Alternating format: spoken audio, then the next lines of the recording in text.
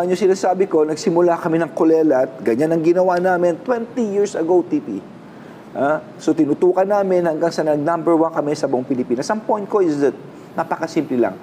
All that we need, tutukan lang natin to, pakinggan natin sinasabi ng national government, wala akong imposible. Ang importante lang, TP, palitan natin itong sinasabi nilang ngayon hindi na 1 for every 3 Filipino children are stunted or affected dito dahil apektado ang brain. Now, it's 1 out of 4 na. Pero ganun pa rin, that's always 25% of our children maapektuhan ng brain. At ang masaklap, TP, hindi lang bababa populasyon. Yung mga batang pinapanganak, damage ang brain.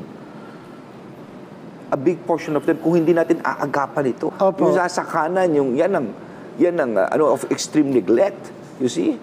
So yung maliit na bilog na yun? Yes. Affected talaga ang brain. Next, pakita tayo yung synapse. Sige nga po, sige. Yung branching na tinatawag, parang wire yan di ba? Okay. Tignan mo sa ibabaw. Ganito yan, yung nervous system, may mga neurons. Kaya lang, yung mga neurons, hindi magkakadikit yan. Parang may konting gap na gano'n. Tapos yung gap, yung link nila doon, tawag synapse. Ang diferensya, pag kulang ng nutrisyon, tabi-tabingi yung nagiging link na yun. So basically, may lag.